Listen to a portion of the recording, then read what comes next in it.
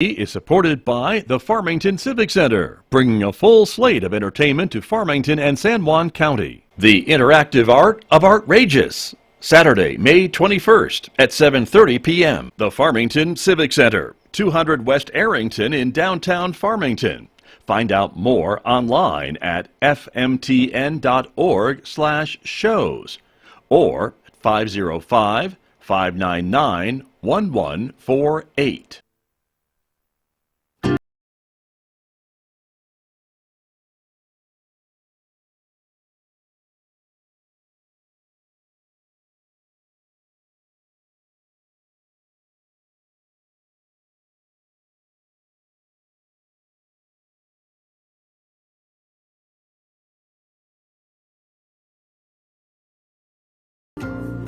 Wednesday morning here on KSJE. Time once again for another lesson about life in the Sandbox from the noted Life in the Sandbox series of books. Ron Price, he is here with me this morning. Good morning. Good morning, Scott. Yeah, the play nice in your Sandbox. Thank you. Getting along with others. It's tricky business at times, isn't it? It can be. Yep. It can be, but that's why you're here. That's why I'm here, and that's why we're going to cover today something that I came across, who knows when, years ago.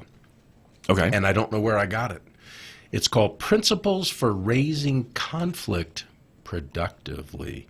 Conflict is inevitable, Scott. Anybody who tells you they've never had a conflict in their life will lie to you about other matters as well. Sure. Conflict is inevitable. Damaged relationships, poor morale, low productivity, those are all optional. If we can handle conflict productively, it can be a positive, in fact, not a negative. Right, okay. This is how to do it productively. Exactly right. Okay. Exactly right.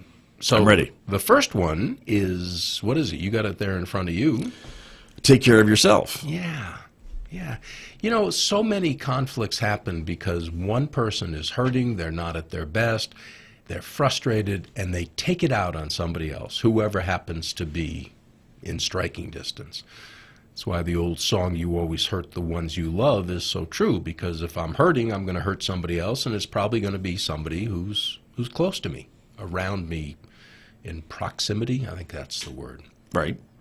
So take care of yourself, and maybe we should. I think we will come back in some weeks. I have a clean start model that's wonderful that talks about getting adequate rest and exercise and nutrition, matters that we've heard about, but are we doing? Are we taking time out of our busy, rush time to just resettle, refocus, what have you? Sure. Take care of yourself is the first principle for raising conflict productively. What's the second one, Scott? Well, the next one would be think about timing. Yeah. My wife and I have a 9 o'clock timeout rule. We know that if it gets to be 9 o'clock and we're upset about something, well, it's not going to go well. We're tired.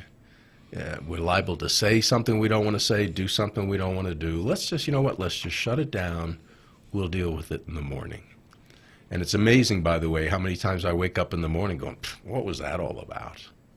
It wasn't all that big a deal. It was just we were tired, frustrated, what have you. Sure. So think about the timing. And it's a great idea. If you have a conflict with someone you want to discuss, ask them if it's the right time.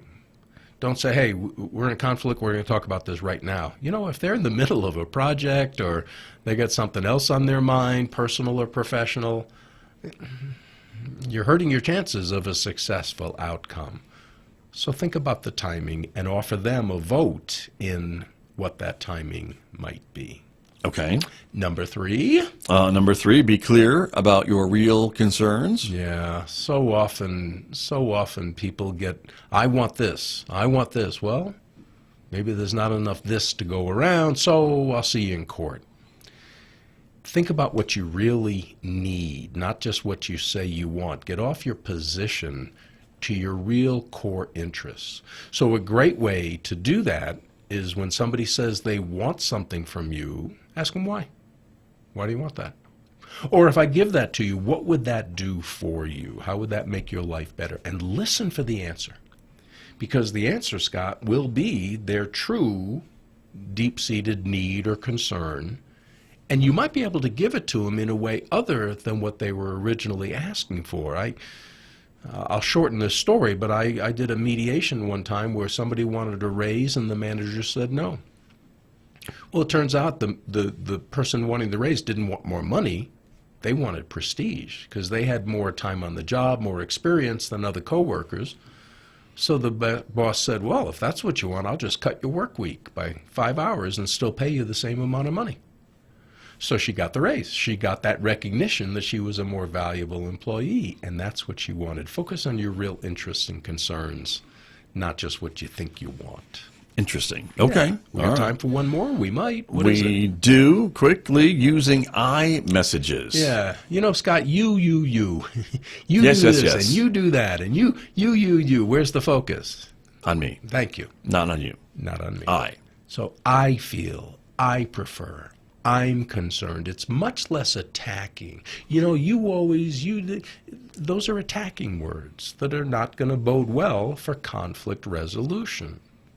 Use I messages. I'm concerned that, I prefer, I'd like to see, I was hurt when. I messages, and this isn't rocket science, Scott. People have heard this before, but we don't always put it into practice. So I just wanted to come and remind people of that today. We may have to take a break on the rest of them. What do you think? I think we have to do more next week. All But right, that's then. a good reason for folks to tune in That's right. next Wednesday. We'll do it. Thank you, Ron. You bet, Scott. That's Ron Price. He's with me every Wednesday. He'll be back next week, of course, to continue our conversation about these principles for raising conflict productively. Join us next Wednesday right here on KSJE Farmington.